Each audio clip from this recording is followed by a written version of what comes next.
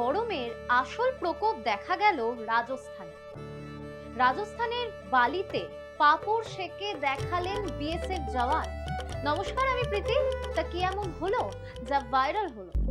ভিডিওটি দেখলে আপনি আমাদের সেনাদের স্যালিউট জানাতে বাধ্য, এবং ভিডিও দেখলে জানতে পারবেন আমাদের ভারতীয় সেনারা ঠিক কোন কোন পরিস্থিতির মধ্যে থেকেও নিজেদের কর্তব্যে অবিচল থাকেন। দিল্লি হোক, রাজস্থান, মুম্বাই কি হরিয়ানা, যত দিন যাচ্ছে তাপর প্রবাহ ততই বাড়ছে এবং প্রত্যেকবারই অতীতের রেকর্ড ক্রস করে আসছে, এবং সাধারণ মানুষ এই গরম থেকে রেহাই পেতে নিজেরা এসিতে জিরিয়ে নিচ্ছেন। অন্যদিকে এই প্রবল গরমে দাঁড়িয়ে দেশ মাতৃকার পাহারায় প্রাণপাত করছেন সেনারা, যা দেখে আপনি বাকরুদ্ধ হয়ে যাবেন এবং অবাকও হবেন। এমনই এক ভিডিও সম্প্রতি ভাইরাল হয়েছে। ভিডিওতে দেখা যাচ্ছে সেনার হাতে রয়েছে একটি পাপড় এবং স্থান রাজস্থান।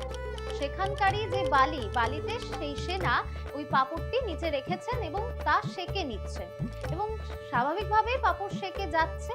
একবার ভাবুন তো, এই গরমে আমরা কিন্তু বাড়িতেই নাজেহাল হয়ে যাচ্ছি, সেখানে আমাদের সুরক্ষার জন্য, শুধুমাত্র আমাদের সুরক্ষার জন্য আমাদেরই সেনারা কিভাবে প্রতি মুহূর্তে প্রাণপাত করছেন।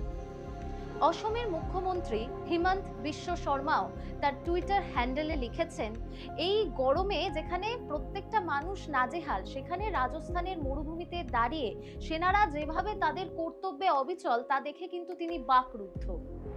ভিডিও দেখে বাকরুদ্ধ আপনিও হয়েছেন, কিন্তু শুধু কি বাকরুদ্ধ হলেই হবে? যেভাবে সেনারা প্রতি মুহূর্তে আমাদের সুরক্ষা দিয়ে যাচ্ছে এই পরিস্থিতিতে, এবং আরো কি পরিস্থিতি আসবে সেখানেও তারা সুরক্ষা দেবে, কিন্তু দেশকে বাঁচানোর দায়িত্ব কি শুধু সেনাদেরই হাতে?